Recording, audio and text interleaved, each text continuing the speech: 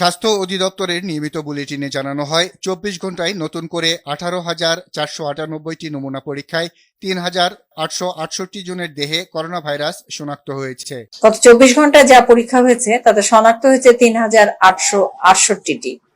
২৪ ঘন্টায় আরও ১,৬৩৮ জন সহ সুস্থ হয়েছেন ৫৩,১৩৩ জন। এদিকে রাজধানীর মুগদা মেডিকেল কলেজ ও হাসপাতালে নমুনা দিতে এসে শারীরিক দূরত্ব না মেনে লাইনে দাঁড়াতে হচ্ছে। অনেকে আবার রিপোর্ট পেতে কয়েকদিন লেগে যাওয়ার অভিযোগ করেন। তখন এখানকার রিপোর্টটা পাইনি, মানে মেসেজ যাওয়ার কথা যায়নি। এখন হাসপাতালটা করতে চাই, ওরা বলছে হাসপাতালেরটা পরে দিবে। হাসপাতালের পরিচালক দাবি করেন নির্ধারিত সময়েই তারা রিপোর্ট দিচ্ছেন, তবে জনবলের সংকট থাকায় অনেক সময় কিছু সমস্যা হচ্ছে।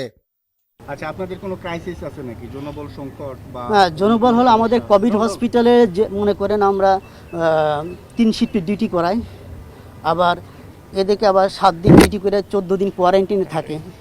তো যে জনবল ছিল নন কোভিড হসপিটালে, ওই জনবল দিয়ে কোভিড হসপিটালের মানে সার্ভিস দিতে গেলে আমাদের জনবল আরও লাগবে। নারায়ণগঞ্জের কয়েকটি হাসপাতালে ঘুরে ভর্তি করাতে না পেরে এই রোগীকে মুগদা হাসপাতালে আনা হয়, কিন্তু অ্যাম্বুলেন্সেই অক্সিজেন লাগানো অবস্থায় মুখ দিয়ে রক্ত আসে তার। পরে পরীক্ষা নিরীক্ষা করে জানানো হয় রোগীর আগেই মৃত্যু হয়েছে। করোনা চিকিৎসার জন্য নির্ধারিত কুর্মিটোলা হাসপাতালে স্বাস্থ্যকর্মী সংকটের অভিযোগ করলেন রোগীর স্বজনরা। নন পজিটিভ করোনা রোগীর জন্য আলাদা ওয়ার্ড দাবি করেন তারা। আর বাদল, RTV, ঢাকা।